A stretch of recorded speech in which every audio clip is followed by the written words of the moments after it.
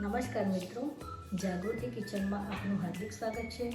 આજે હું બનાવીશ મગની દાળમાંથી દાળવડા, જે તમને તળીને પણ બતાવીશ અને અપમમાં શેકીને પણ બતાવીશ, જે ખાવામાં પણ ટેસ્ટી લાગે છે, હેલ્ધી પણ હોય છે અને જે ડાયટ કરતા હોય એના માટે તો બહુ સરસ હોય છે। તો ચાલો બનાવીએ મગની દાળમાંથી દાળવડા। મેં 500 ગ્રામ મગની મોગર દાળ લીધેલી છે। તેને સાફ કરવા માટે આપણે 2-3 વાર ચોખ્ખા પાણીથી ધોઈ નાખીશું, તો એમાં જે કચરો હોય તે સરસ રીતે બહાર નીકળી જાય। જો હવે આપણે ચોખ્ખા પાણીમાં ધોઈ પલાળવાની છે 5-6 કલાક માટે, તો મેં ઢાંકણ ઢાંકીને પલાળી દીધી। હવે જો કેવું સરસ પોચું દાણું થઈ ગયું છે। હવે અમને મિક્સર જારમાં આપણે ક્રશ કરવાની છે।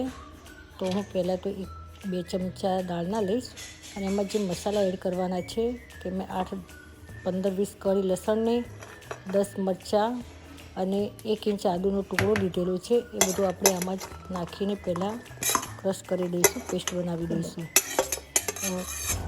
એ સરસ રીતે મિક્સ થઈ જાય એટલે બધી દાળમાં આવી જ જશે ઓટોમેટિક મસાલો।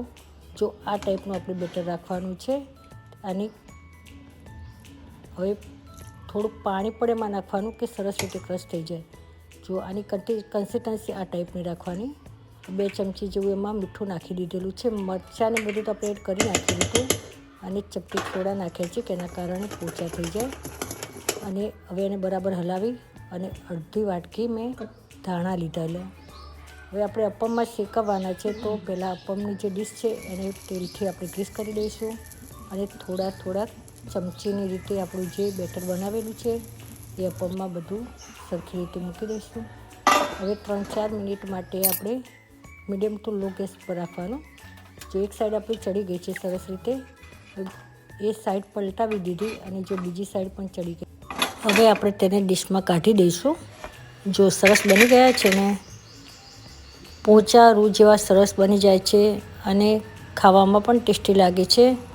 જો મિત્રો કેવી સરસ જાળી અંદર પડેલી છે ને, આ છે મગની દાળના દાળવડા, જે અપમમાં બનાવેલા।